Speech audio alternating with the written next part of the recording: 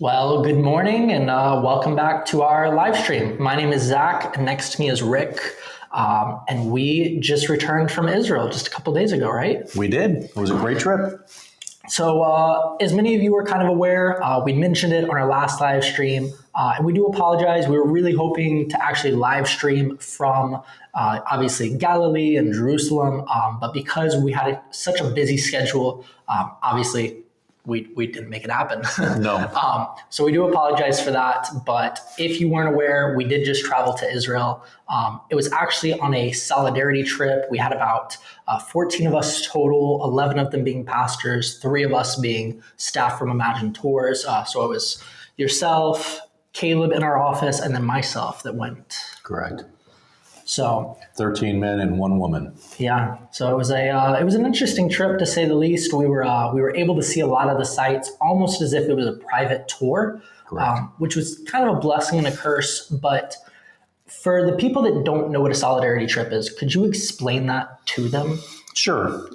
When we say solidarity, we're wanting to stand with actually all the people of Israel, both the Israelis and also the Christians that are there.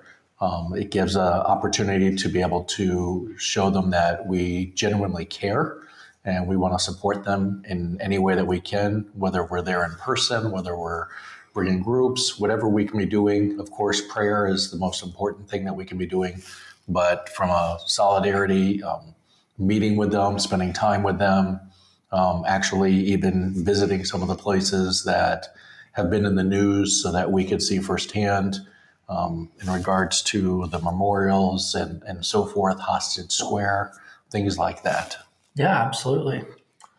So that's a little bit of what it is, and we'll go probably a little more in depth as we continue with our video today. Yeah, absolutely. And did you want to talk about our upcoming solidarity trip a little bit? Or We do. We have one that is later this May. I believe it's May 26th or 28th through 28th. May 28th through June 6th. We still have a few seats left if you're interested in going.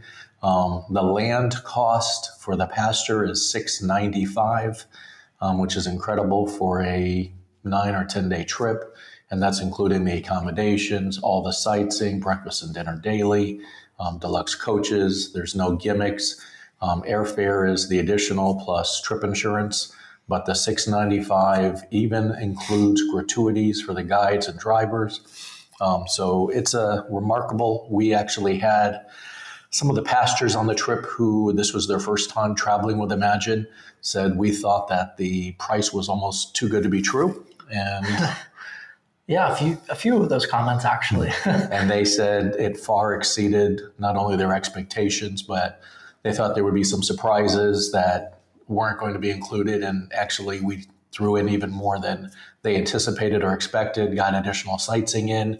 As you said, it's kind of a blessing and a curse in the sense that it was like a private tour where many of the sites that we went to, we might have been the only group that was there, or at best case, maybe 2 or 3 groups at a site that normally would have had 20 or 30 or maybe even more groups at the same site under normal conditions. Yeah, I mean, probably getting ahead of myself here. I think the craziest part is for those of you that have actually worked with us or are working with us, you're well aware that we were based out of Lakeland, Florida. And so it was funny. We actually went to Capernaum. I don't remember the gentleman's name, but we bumped into him as we were leaving. Yeah. And he was like, "Oh, where are you from?" And it was that back and forth. And it turns out he was just 5 minutes down the road from where our office is. Of all places throughout the United States for him to be.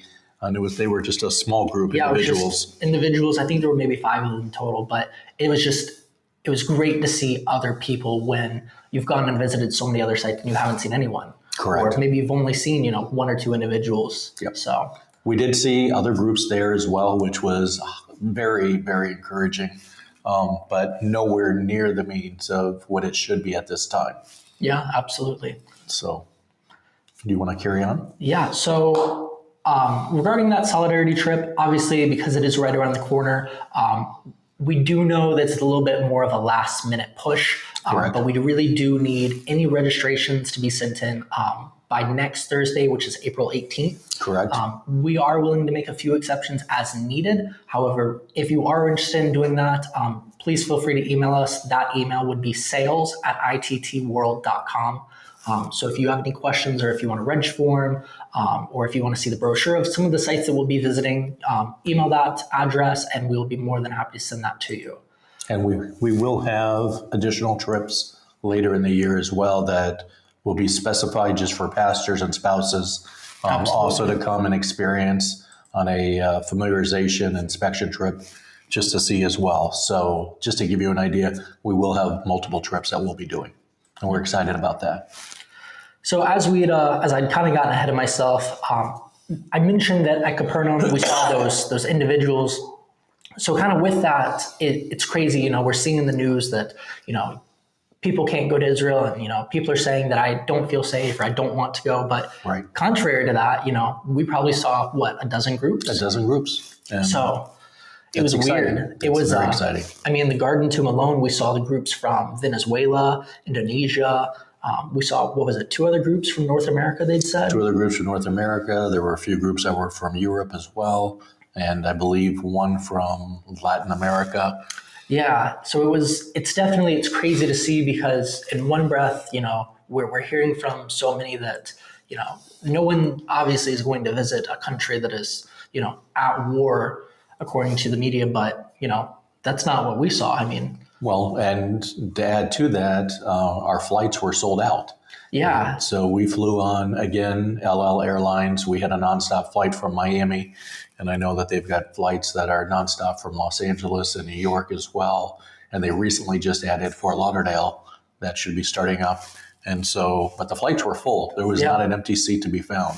Yeah, and even several of the gentlemen and women that were on our trip, you know, several of them were flying standby, and just by the blessing of how everything worked out, you know, someone didn't show up for their flight, or maybe someone got sick the morning of, and so they missed the earlier flights, and so they were delayed by several hours, and they eventually found an empty seat. But correct, and every flight coming in was booked. Yep, they flew on Delta Air France, some flew on Swiss Air, some flew on Air Canada. So there were, you know, many different flight options that people took, but everybody arrived on the same day and the same time, which was terrific. And I think we only had one luggage casualty, which was delayed by 2 days. Yeah. So, but everything else was perfect. Yeah, absolutely. So it is a blessing to see tourism slowly returning. Obviously, it seems to be at a much slower pace than we were hoping for, or at least I was hoping for. Sure. So, I mean, after visiting, so we went to the Garden Tomb and we saw those other groups. On our Facebook page, we actually have a private interview with the director of the Garden Tomb, Simon. And so he'd explained to us that even with everything going on, everything that's been streamed in the news, they had several thousand people show up for their Easter service in the Garden Tomb. I think it was a little over 7,000. Yeah. So that was several encouraging. Thousand. Yeah. So it was great to hear that. I mean, he said that things have been slow kind of leading up into the new year, but now moving forward, you know, January, February, March, now we're finally into April. He's starting to see more and more groups come, which is a blessing. And we're seeing just the same as well. We have groups that are now starting to go on a more regular basis, literally starting as much as the first week of May. Which will be very encouraging as well. So we've got a few groups in May, a few groups in June that are traveling, I believe even in July, and then quite a few will start right back up as the season really begins, which is September onward. Yeah, so that's exciting. They get to avoid those hot months. Yeah. So it was a little bit warmer. Yeah, but April is a gorgeous time, and all the flowers were blooming, and everything was nice and green still. It hadn't dried out yet. So yeah, they unfortunately when we went, they were going through a minor heat wave almost. They were. So it was about 10 degrees warmer than normal. It was great finally getting to go to Jerusalem, where it was about 10 degrees cooler than the Galilee and Dead Sea region. So that was great. Correct. So, I mean, I think the biggest thing that people are always concerned about is the safety going to Israel. I mean, how did you feel when we went to the sites, you know, seeing obviously that they were empty, but what kind of people did we see at those sites? Actually, we saw normal families and regular groups that were at the sites. We actually had the opportunity to see quite a few couples, families, fours, five, six, even a family of 10 at different sites that we were there. All of the sites that we wanted to visit, we were able to do so. Once again, as we've shared in previous, there was only 2 sites up in the northern Galilee that we were not able to visit. And that's just because right now those are off limits as a safety precaution, but everything else was doable. Yeah, absolutely.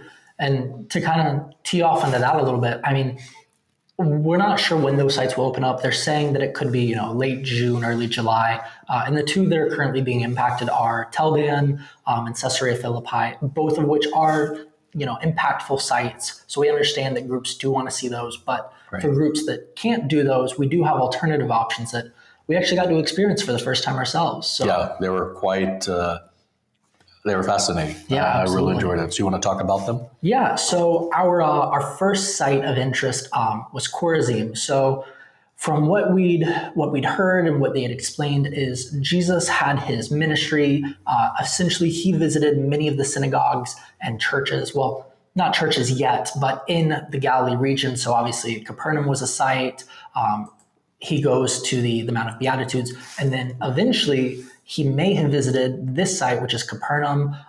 There is a seat that they actually show that if he would have visited that town, that's where he would have sat. That's where he would have relayed his message. So it's more than likely. Yeah, it is a beautiful setting. It's just north of Capernaum. There's actually what they consider would have been the trail had you gone downhill. It's maybe like a 10 to 20 minute walk from Capernaum on a good day with proper weather. When we were there, it probably would have been like a 30, 40 minute walk. Yeah, but for sure. And then following that is another site that we got to visit, which is Hippos, or some people call it Sasita. Correct. It's been around for quite some time. Recently, the Israeli government has dedicated it as a national park. So previously, you could visit with friends and family, but in order to keep the park clean, they did designate it as a national park. And actually, it has some great significance behind it. It is considered to be the what do you call it? The city on the hill from the Sermon on the Mount. Correct. So that is the site that you would have seen in the distance. And actually, I think we have a video of what that would have looked like. Okay. So.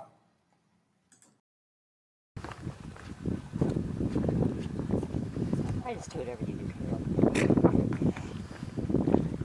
We'll recap them.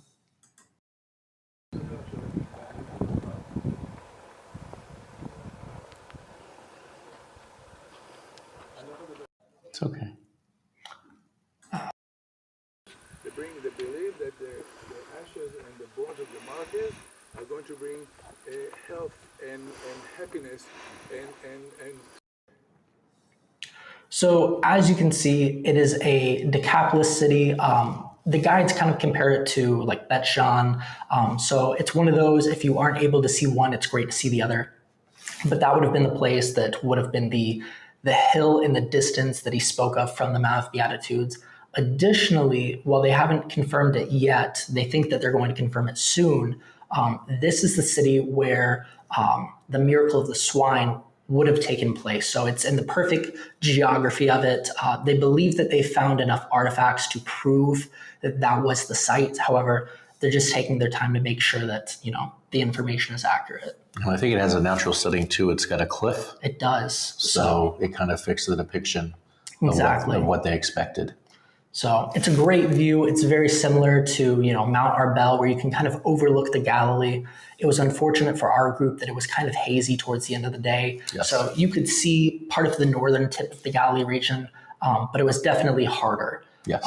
But beautiful. It kind of rests on top of the Golan Heights, which, as we've seen, is kind of in the news, which, when we went, we didn't hear anything or see anything. No, so everything was normal. Yeah. In spite of what the media is portraying, everything was normal. And we had an opportunity to do that and even go to some other locations as well. Yeah, absolutely. So there was no time at any time on the trip where we felt fearful or in harm's way. Contrary to that, we actually felt completely safe. And were highly welcomed by so many different people. It was incredible. At many different times, just even thanking us for being there. So, did you want to mention any of that? Yeah, I mean, so you'd mentioned earlier that we'd seen several couples. I mean, I remember specifically we were at Caesarea Maritima, which is farther towards the Mediterranean. And so as we were there was a couple, they had an infant with them that they were pushing in the stroller. Yep. And sure enough, they had walked up to our group and they stopped one of our members and said, thank you so much for coming. Thank you so much for being here. They just wanted to show, their thankfulness for our support because they hadn't seen tourists. I hadn't seen anybody. And that was literally our first day of sightseeing. Yeah. We had started that. And in speaking with them, they were a beautiful Orthodox family. And of all things, originally actually were from the USA, but live in Israel. Yep. So it was kind of crazy to see them of all people. I mean, we saw multiple other people. We mentioned already the couple, or not the couple, but the small group of individuals that we saw at Capernaum. And then later on our trip, when we got to Jerusalem, we saw more people, say at the Western Wall. We'd met several groups. Oh yeah, it was a lot of fun. I think we even took a picture for one of them. So they'd walked up to us and they were like, "Hey, can you get our picture?" And they happened to realize that we also spoke, good English. And they were like, "Where are you from?" And we explained, "Oh, we're also from America." And they said they were there just for fun, just traveling. Exactly. There are tourists that are traveling. I know that this is a live stream, and I don't know how many of you follow us on Facebook, but if you go to ITT World as our Facebook page, you'll get to see different clips and updates and pictures from this past week of our experience in Israel, different testimonials that some of in the group have actually shared, and we've got quite a few more that we're actually in the process of processing and editing right now, so we can share those hopefully in the next week or two. Yeah, I want to say we probably have at least half a dozen, if not more. Yep. Some of the feedback from some of the people that were on our trip. We actually got to interview several of our operators as well as some of the guides and get their opinions on the matters and how everything's kind of impacted their daily life. Without a doubt. Did we want to go about through any of the trip itself or any of the other sites or? I mean, for the most part, as we traveled, the sites were standard. Many of the sites that we went to, we didn't have any issues. It was weird not seeing lines. So as we went through the Via Dolorosa, if you've been, it's packed. Yeah. And we were able to get all the way to the Church of the Holy Sepulchre in maybe about 8 minutes. Yeah, literally no crowds on the streets, which honestly is really sad because you really want, I hate to use the word the vendors or the different shops, but they really value your business and they need it. And to not have to wait or, as you're kind of making your way through along the Via Dolorosa and through the old city, we just walked about and there was no delays, nothing like that. But when we did get to the Church of the Holy Sepulchre, of all things, we realized at the same time, of course, it was Sunday, and we realized it was Greek Orthodox Easter. Yeah. And so the festivities were taking place. And as you can imagine, it was quite busy and quite full and a lot of noise and a lot of fun times and great time of worship and prayer. Yeah. So that was great to see. We just weren't paying attention that it was Greek Orthodox Easter. Yeah, it was certainly a treat. I mean, I think a few of our members were confused because, you see the it's the metal basin almost that they're swinging. They have the candles, and then they start the chanting, and you're like, well, what's going on? And so sure enough, it was super cool. Our guide explained it. We had Ronnie, which is one of our favorite guides. Yeah, we've had some amazing guides, but Ronnie does a terrific job. Absolutely. So sites like that were great. I'm trying to think of some of the other ones that we'd visited that we just had just really good experiences.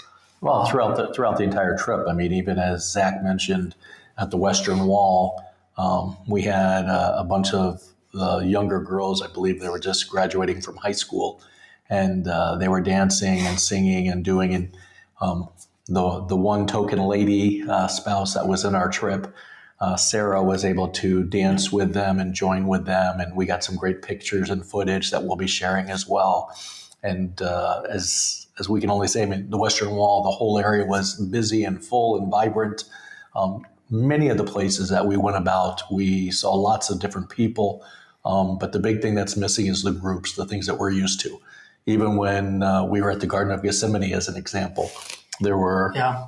I mean, normally so the Garden of Gethsemane is a great example. So as you go down the Palm Sunday Road, on your left side is the Church of the All Nations. And then on the right side is the private garden. And typically speaking, for those that have seen it, sometimes the guide will have to persuade the guard at the gate to, hey, can I have 15 minutes for my group to do communion? Well, because of the lack of tourism, there was no guard. The gate was locked. No one was there to barter with, to do anything. Because, We tried. Well, exactly. I mean, if there's no tourists, why would they be there? Right. So it's super unfortunate. I mean, this probably isn't the best story, but you even feel bad for the pickpockets and the street vendors because of all people, they're trying to make a dishonest living, but they don't have any of the groups. So it was crazy and surreal to see. Like we saw one of them down at the end of the hill and you almost felt bad. You knew that it was a scam, but you still felt bad because they weren't getting anyone because we saw them from a mile away, quite literally. It's true. It's true.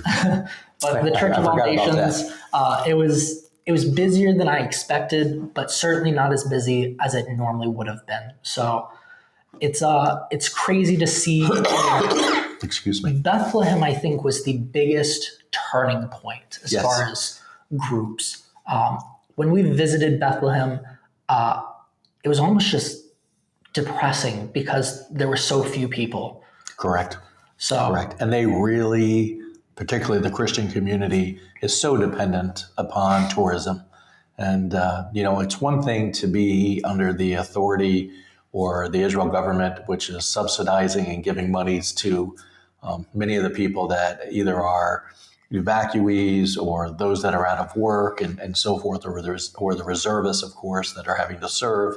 So they're doing everything they can. But for those that are in Bethlehem, they're not getting anything. yeah, They have no tourism and they're getting no money from the government. And truly, as Christians wanting to support other Christians, it really breaks your heart. And I think that probably is what hit us the most. Yeah, I think what stuck with me the most is we have a Palestinian guy that we work a lot with. He's actually a Palestinian Christian, and he was very passionate about how he felt about the events and urging us as Americans, or even North America as a whole, just to come back and to bring tourism back because it's a country that greatly depends on tourism.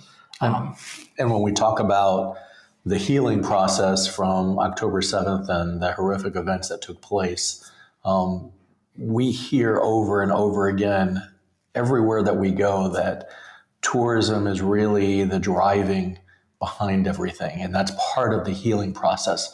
And while it's great that groups at times say, oh, I don't feel safe, I don't want to go. And the whole purpose of us going is to show you that it's safe. Exactly. But when they're not going, it's not helping the situation. And unfortunately, it's hurting people. Yeah. And that's really the healing process. And we realize it's going to take a while, but we are beyond grateful for those that are traveling and to see the groups that were there already and for the ones that will continue to be going. So Absolutely. Yeah, I mean, it's obviously having a lot of negative tolls on the people. I mean, morale is fairly low. I mean, you're seeing just their smiles as you enter their stores, as you enter their sites, because they haven't seen us. They haven't seen anybody. Groups. I mean, we went to an olive wood shop in Bethlehem, and we were the fourth group since October to have joined them. Correct. So it's deeply saddening, but it's great that we were able to help them and support them. They prepared almost a feast for us just because they were so thankful for our business, our group showing up. Beyond anything that we could have even imagined. Yeah. And I think a lot of it too, and really just to talk about it and, address the elephant in the room, is tourism has resumed. Maybe I need to say that again. Tourism has resumed. You can travel to Israel. Flights are full. You can visit the sites. It is safe. I know that there's a lot of rhetoric that's going on in the media, and we don't want to dismiss it, but we also want to talk about the fact that if you're scheduled to travel in the next few months, you should continue about your plans as normal. If it's not safe, we're not going to let you travel. Absolutely. The Israel government's not going to let you travel. The U.S. government won't let you travel if it's not safe. But as it is right now, it is safe to travel. Yeah. And to go to that, and if you want to lead into it, we actually had an opportunity to go and visit what they refer to as the Gaza envelope. Yes. So I do want to preface, if I get emotional, it's just because it's so saddening what's happened seeing it. But yes, we contrary to all of the safety concerns that we're having, if it was unsafe to travel to Israel in general, why would we then further put ourselves at risk and travel to Gaza? I mean, we have so much footage. I want to say it's between the 1.5 to 2.5 hour mark of just interviewing some of the people there, interviewing a guide that is actually in the northern region. He lives there still with his son. Yes. It's heartbreaking what happened, and we're not trying to say what happened didn't happen. We're not trying to make light of any of it. By any means. But it was a surreal experience, to say the least. We were fortunate enough that we were able to get a private tour of Kfar Aza, which is one of the kibbutz located in the most northern region.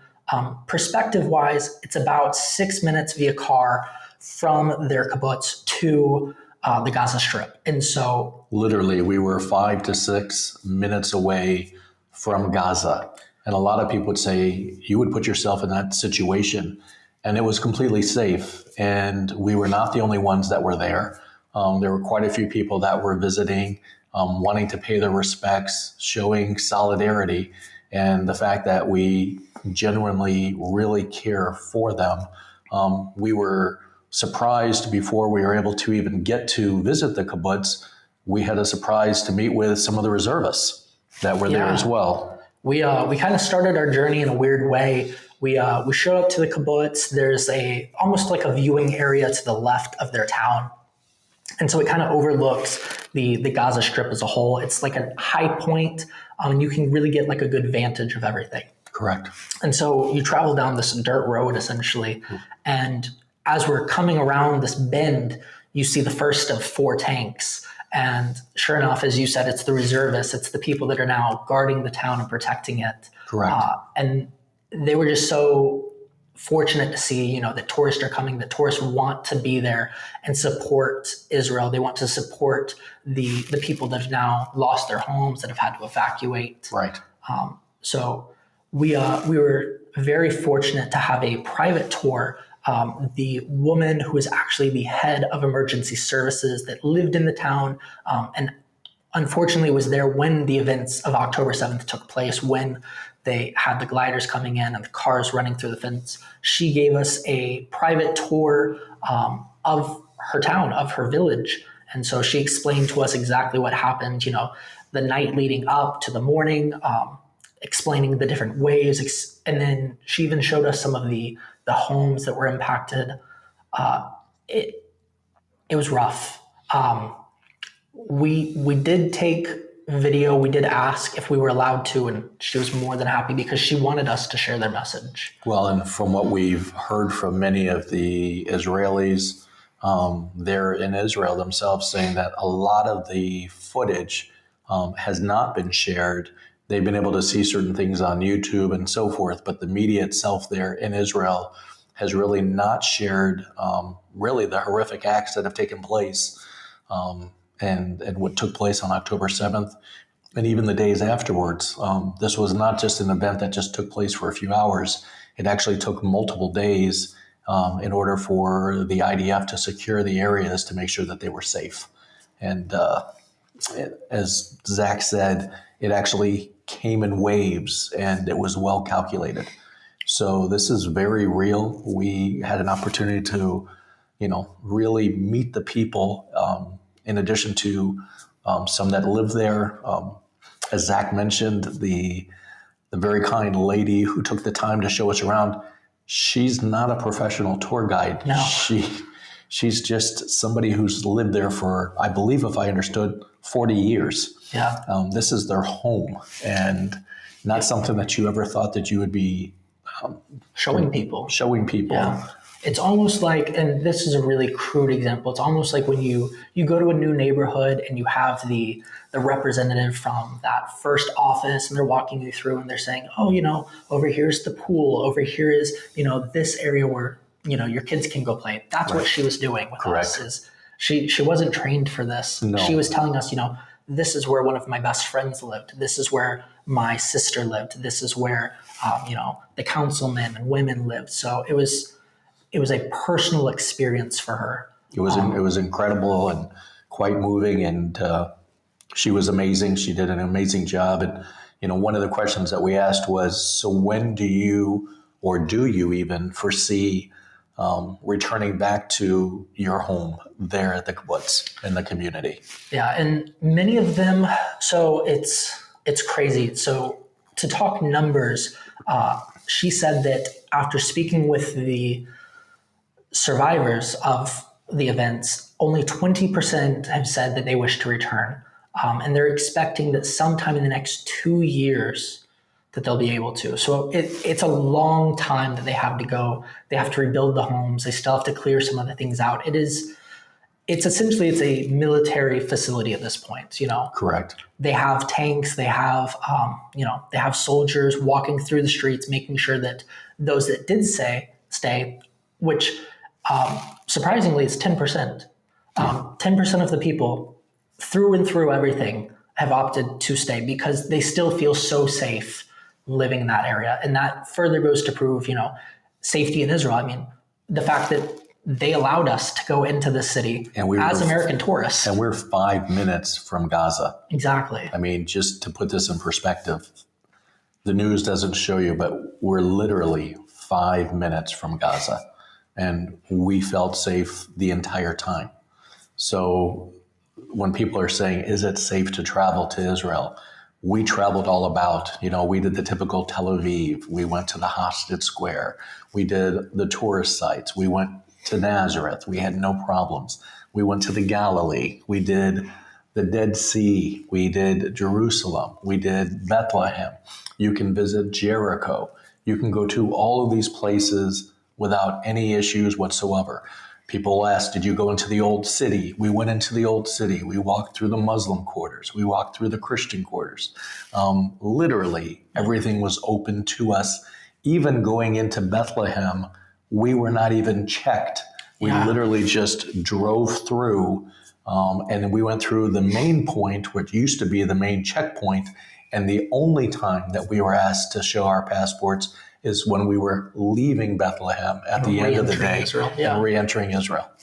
Yeah, I think that blew my mind almost, is the fact that going through into Bethlehem, it was just a standard hello, waving, this is an American group. And then as we were leaving, they did want to make sure that, who are you? So we showed passports, but that's standard. I mean, that's a normal day. Correct. Not to backtrack by any means, but maybe this is just me personally. I almost want to say that I felt the safest of all the sites when we were in the kibbutz. I would agree with you. And we actually had a chance to stay in a kibbutz in the Galilee and had a chance to meet, which is also in the news, the evacuees, those that chose to or left their homes that were in the far north along the Lebanon border. And literally, we had a chance to eat in the dining rooms and meet them in the lobby and talk with them and have meals with them if we chose to there at their kibbutz. Yeah. And we had a chance to see and ask them, how is this affecting you? What's happening? Many of them have already started to return back home, particularly those that were anywhere near the Gaza area. But for those in the northern region, about 25 to 30% have already returned home, and others have chosen to stay for a little bit longer. Yep. And it's not necessarily a safety issue at this point. It's more so a some of them, they don't have homes to go back to. I mean, so Correct. some of these hotels, at least for the next, few months, they're hoping that come September, the percentage of rooms that are being utilized will be somewhere like the 10 to 15%. Right now, it's more so like the 25-30% of occupancy, total occupancy. That it's having a big toll on the hotels. I mean, as you kind of said best, we got to spend dinners with them and hear their stories. You get to see that, there's sometimes a family of 4 or 5 or 6 sharing one room. And so I remember I was sitting there one night editing our video, and I opened my door because I heard something in the hallway, and they were playing basketball of all things. And so it was kind of a surreal experience. You don't expect to see kids playing sports in the hallway at 11 o'clock at night, but that's their home. I mean, Right. so they're hopeful that come, the summer and early fall, they'll be able to return to their home or find new homes. Right. But just for groups that are going soon, Correct. to kind of just go in with an open mind, go and see that they are impacted, but they want to talk to you, Well, and let me add to part of this, as we said, was a solidarity tour. This is something that we chose to do. We chose to stay in a kibbutz knowing that we would be sharing the hotel or the kibbutz with evacuees. There are, of course, normal hotels that don't necessarily have evacuees, or if they do, it's a very, very small and minute number. So you may not even know that they're there. I can tell you when we were in Jerusalem, we didn't feel any presence of any of the evacuees at the hotels that we stayed at. When we were in Tel Aviv, we didn't feel anything either. It really was only when we chose to, and it was by choice, in the Galilee that we wanted to, because we really wanted to experience it. And I can tell you with the pastors and everything, the biggest points that they came back with saying this trip was incredible, very meaningful to them. And not only did they get to see a lot of new sights and different things, but it gave them a new desire and a heart and love for the people of Israel. Yeah, absolutely. So do you want to look at it? I see we've got a couple of questions maybe. Yeah, so I see Ann Barkley made a comment. It's the big one. Scroll up a little. That one, yeah.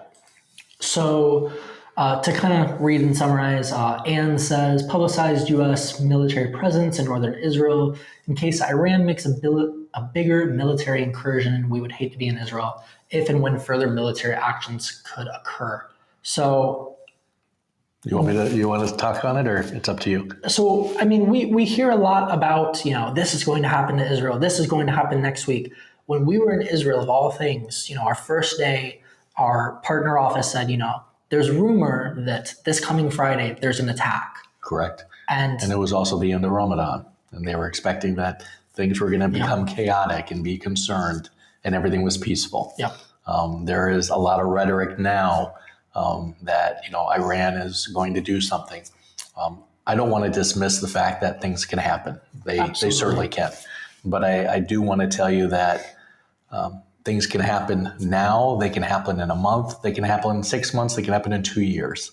And the reality is, depending on when your trip is leaving and what's going on, I don't think there's a safer time that you could be in Israel right now. Absolutely. And with all of the military presence, all the Navy ships and everything that we have right there in the Mediterranean, in their backyard, I don't believe that there is a better or safer time for you to be able to travel there. And I'll just say it because this is what I heard from the pastors on the trip. Rick, the fact that you took your son with you, who I love and adore, and I have 2 amazing sons, and the fact that I would travel to Israel and do so. Now, keep in mind, this was my 2nd trip already this year to Israel. I went in January first to check everything out with my colleague, Tim, in our office, so that we would inspect and see everything firsthand, because we would never send anybody without us going there first to make sure. Second, the Israel government wouldn't allow you to come if they didn't feel that they could protect you. And third, the United States wouldn't allow you to come if they didn't feel that you were going to be protected. Right now, the U.S. air carriers have started service back to Israel because they believe and they understand that tourism is resuming. So this idea that many don't want to travel, they're allowing fear to get the best of them. And I'll be honest with you, this is the safest and the best time to travel. Absolutely. But we respect your decision, whatever you choose to do. But if you ask me, now is the best time to travel. You don't have the crowds. You have an opportunity to have, really, they're rolling out the red carpet when you're there. And it's safe. Yeah.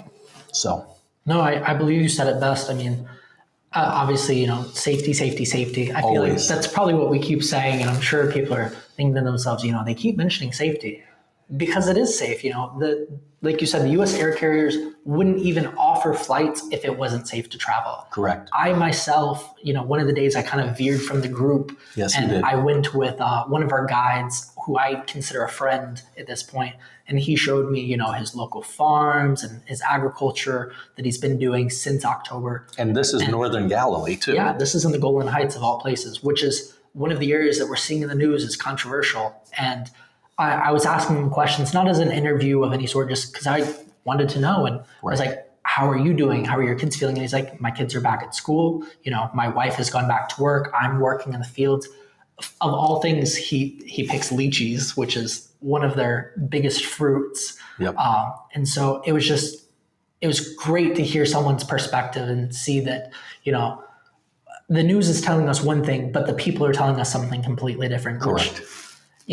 I heard a quote on our trip, and maybe it's not the most correct quote, but, for as much in the news that we don't trust or believe, regarding elections and politics and policies, we're so quick to trust that what they're showing us in the news about third world countries and other, nations is accurate. So if we don't even trust the local weatherman, how are we to trust, that what they're showing us is actually true and that it's not propaganda?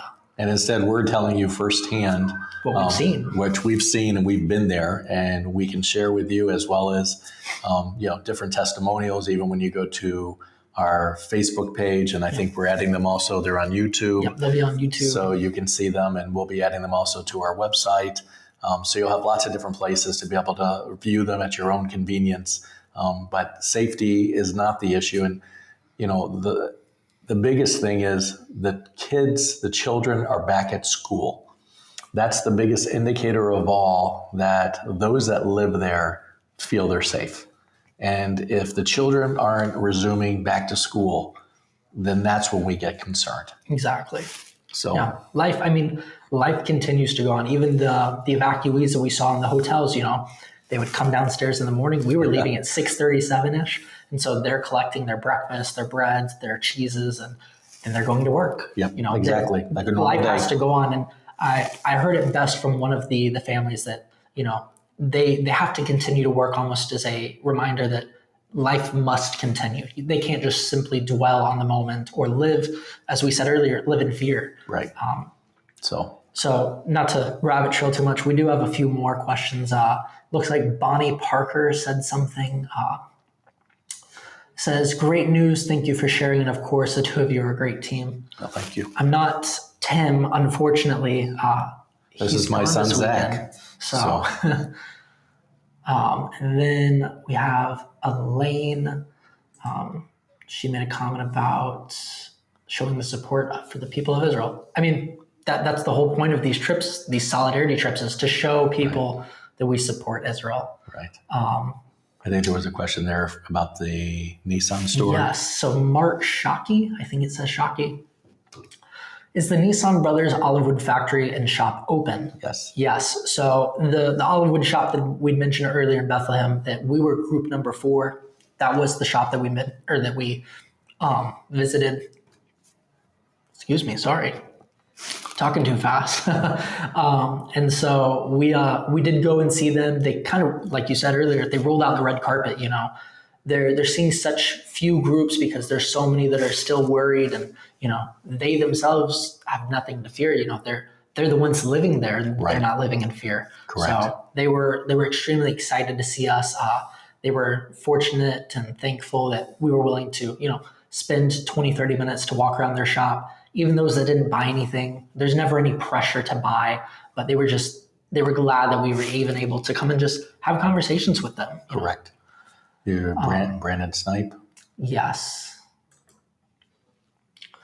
So we had a great time on our solo trip as well. We made a ton of friends and a ton of videos to come on our channel. So for those that aren't aware, the name of his YouTube channel is what's popped up on the screen, The Snipe Life. Brandon and his wife, Vanessa, they would kind of run the channel together, and they actually went to Israel the week before us. We just missed them by one day. Yeah. And so as we're talking about, safety and whatnot, they traveled on their own. They didn't have a guide. They didn't have representatives doing anything. They rented their own car. Correct.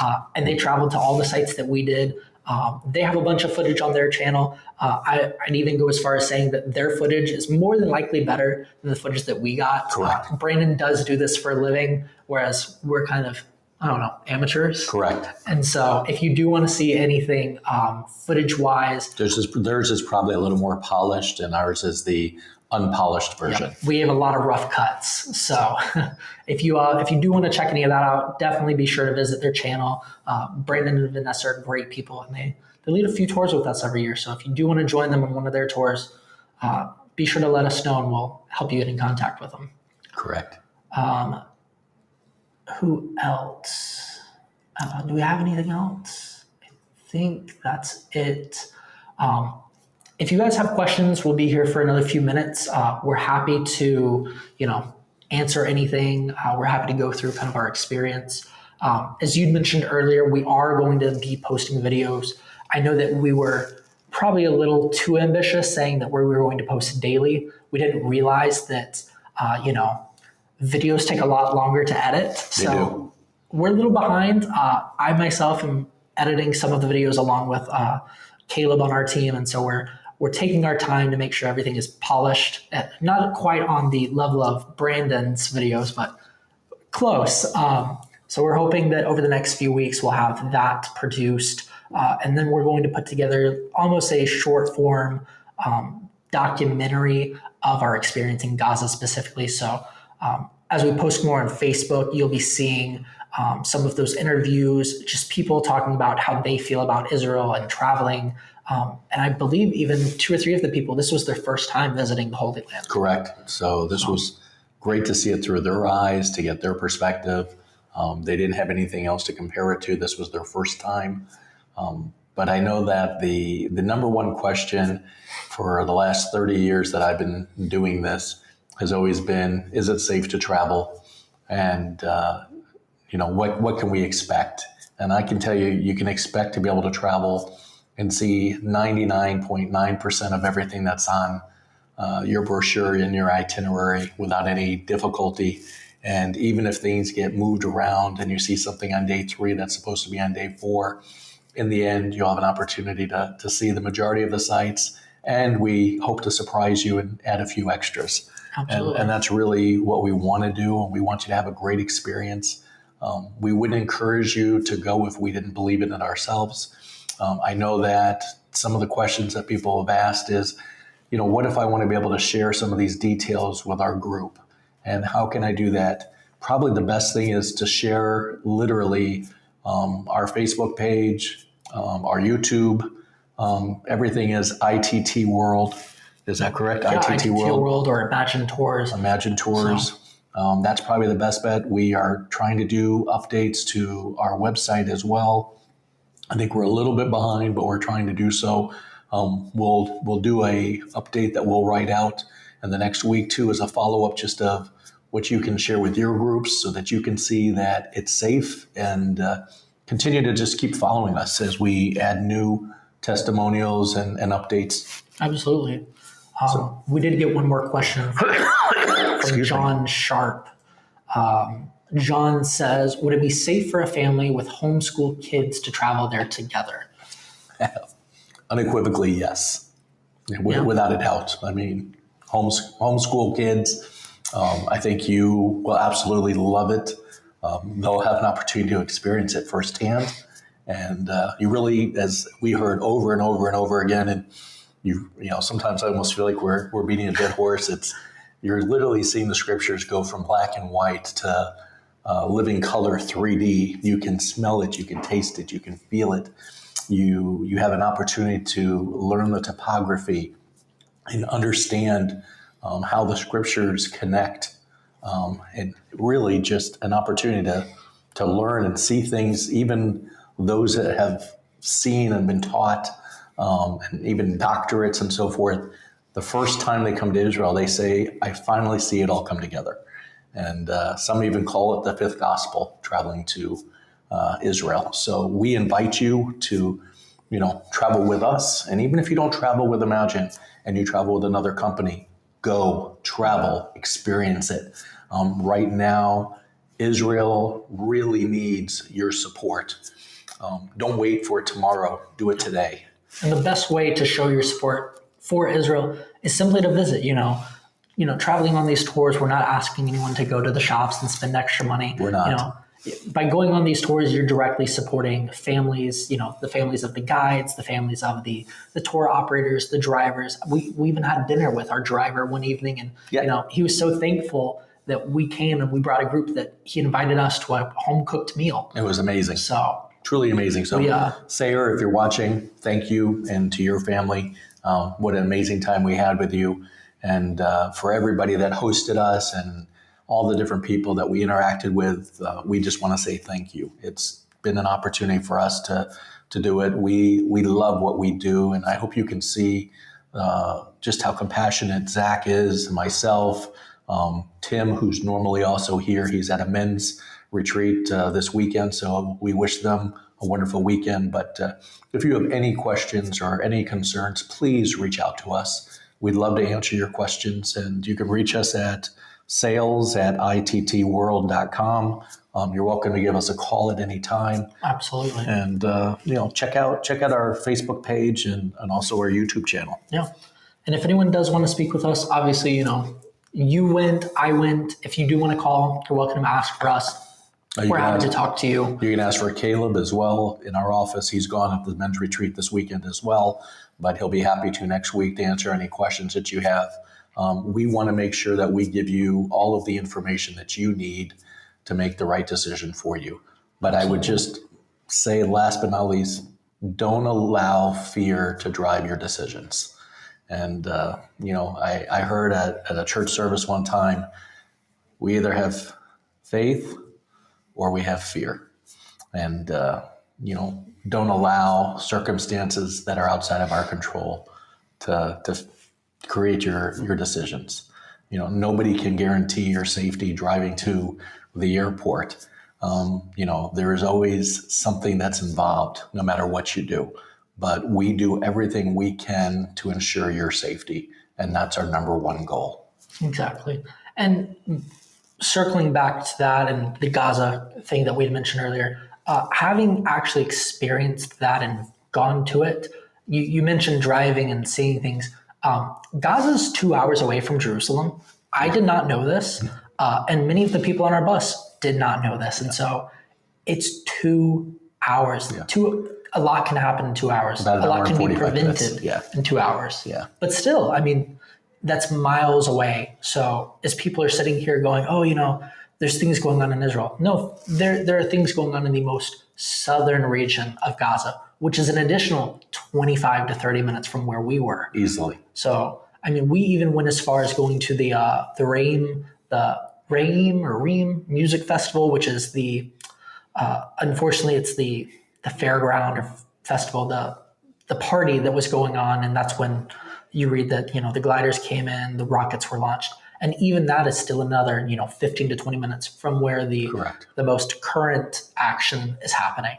So, it's today a memorial for those that lost their lives due to the horrific acts of Hamas. Yeah. And, we stand with the people of Israel, and we will continue to pray for the healing for Israel and all of its people. Absolutely. So, we can give it another few minutes, see if anyone has any, further questions or concerns. We'll stay here and kind of wait those out. But I think we've addressed just about everyone. So if you are sitting here and you're waiting to say something, now is the opportunity. If you have a question, or even if you have a statement, feel free to drop it in the chat. We'd love to hear from you. Well, and let me add one more thing. If you're serious and you're wanting to go to Israel and you have concerns, we would be more than happy if you contact us, that we will provide you with the name and contact information of one or two of the pastors that were just on the trip with us, so you can hear from them firsthand. And they even said to us, Rick, Zach, if there's anybody that has any questions and they don't want to hear it from us, we want you to hear it from them. We have no reason to not tell you the truth. We want you to go because we know how meaningful it is to experience and walking where Jesus walked. And as we like to joke, you're going to run where Jesus walked. Or hike. And there are hills and mountains. Yeah. So literally, we want you to experience it because we know you will love it. Yeah. So coincidentally, as we're talking about the different leaders, Dan Lloyd, who was one of the gentlemen that joined us, he comments, and he said, I participated in this tour. Everything Rick and Zach had to say is spot on. I had never personally met Dan. I'd worked with him countless times on multiple trips. I've probably spoken to him several times a week. And so it was great to finally meet him. But Dan went on our trip. From what I believe, and he's welcome to correct me, he had a great time. He did. He actually stayed in Israel for another few hours after we left. And I believe he actually went from there to Turkey. So he made a little bit more of this trip than the rest of us. But as Dan said, and we have others, we'd love to put you in contact with them. Yeah. And you can ask them any questions that you'd like firsthand. And truly, all of those that travel with us, they were just a class act. So thank you for the opportunity. We look forward to doing another live stream in another week or so.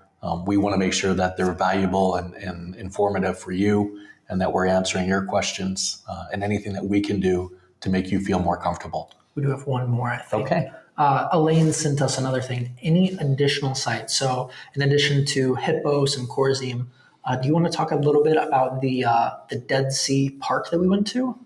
I wish I could tell you. Do you remember the name of it? I don't. I apologize, but we will make sure that we post it.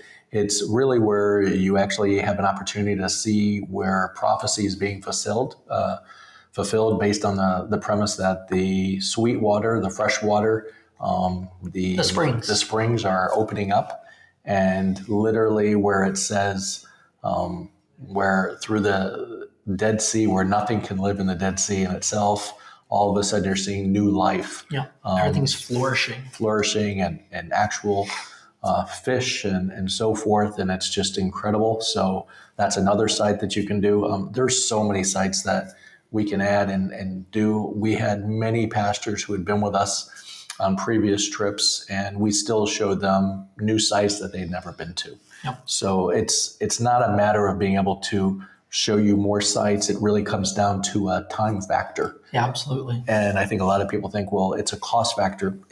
The cost factors are so minimal. It really comes down to time and just the amount of time that you have within a given day.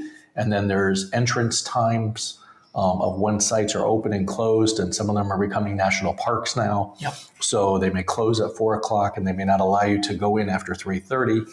As I found out. As you found out. So, I mean, and even then to add to that, there are, several places that have recently been, renovated and remodeled, like the Tower of David Museum. Incredible. A completely new facility. It's only been around for the last year, if Maybe, that? I don't even know if it's been that long. I think it's maybe even like 9 months. Yeah, I can tell you, it's incredible. Highly recommend it. Tower of David in Jerusalem, right there near the Jaffa Gate. Would highly recommend that you go and experience that. It's not part of the Rampart Walks. That's separate. That's across the street, which you can also do. But there's so many things that we can offer to you. And if you say, give us a list of a couple of things, we'll be happy to. Yeah, we have culinary experiences now. We have different sightseeing. So if you're wanting to do more hiking, there is a Jesus Trail that is in the Galilee region. I want to say it's on the west side of the Galilee, almost towards the Golan Heights and Capernaum. Through Nazareth and that whole area. We've had many groups and individuals that have done it. And it's quite a highlight. You can do even just part of it as a half a day or a few hours, or you can even do it as an extension and do a 2 or 3 night or longer if you choose based on that. And we can customize trips. I mean, people don't realize you can go rafting on the Jordan River. Yep. You can do Jeep rides through the Golan Heights. You can do horseback riding. As Zach said, culinary. I mean, Israel has so much culinary and experiences. They're one of the best when it comes to foods. And if you're a foodie, things like that, doing a tour, you did the tour with your wife. Yeah, we did the culinary experience in Tel Aviv, and now there's one in Jerusalem as well. So you can experience either of those. There's also there's several sites that are being rediscovered or discovered for the first time. I mean, there's the traditional site of Bethsaida. Correct. And then just a couple of months ago, I mean, it may have even been a year. Right. It's what they believe is the true site of Bethsaida. So, I mean, Correct. as you go in years coming, if you go multiple times, you'll see something new each time. As these sites become more and more developed, you'll be able to see some of these new places that didn't exist the last time you went. Correct. Correct. And for those that are interested, I mean, there's some wonderful wineries as well. Israel is known for boutique wines, and most people don't realize, but there's over 60 different wineries in Israel alone. And people had no idea, but the grounds for growing grapes and having great wines is something that Israel is also known for. Yes. And we did get the name for that site. Thank you very much, Wilma. So I probably will butcher this if I attempt to pronounce it, but Inat Sokim. That's correct. But that is the fresh water springs that are in the Dead Sea. Because every year the Dead Sea is slowly beginning to, it's quickly actually receding. Yeah. And so that is another reason that you should and could visit the Holy Land, is seeing the Dead Sea. They did say that it's almost disappeared twice now. They believe that it will come back a third time. But in the event that it doesn't, this is, the opportunity to go and see it, see the springs before, hopefully they don't disappear. But if they do for some reason, Yep, they're amazing. it's one more reason to travel. So definitely come and enjoy and explore it with us. Absolutely. So thank you guys so much for watching. We're going to try to get back on a normal schedule of posting these on Facebook. And then as we carry on over the next few weeks, we'll continue posting some of those interviews. I believe we probably have at least that half a dozen I was saying. And then that documentary will probably come in the next 2 or 3 weeks regarding Gaza and our personal experience there, as well as the experience of the guides that we got to meet and the military reservist. Yeah, please pray for them. If you want to stay up to date with these, obviously you found this some way or another, but be sure to sign up for our mailing list. If you don't know how to sign up, simply email us at sales@ITTworld. We'll be happy to add you. We do try to do these at least once a week, if not once every other week. And so usually it's just recapping current events, future trips. And just as one final plug, we do have that Solidarity trip coming up at the end of May. That would be May 28th. So if anyone does want to go, we really need to finalize that by next Friday or Thursday. Correct. And the price again, land only, $695 for pastors, which is incredible. Yeah, I don't know that we'll have any other rates like that in the future. So yeah. We urge you, come visit the Holy Land, support their people, and see where Jesus walked. Thank you for listening and taking the time out of your day. We appreciate it.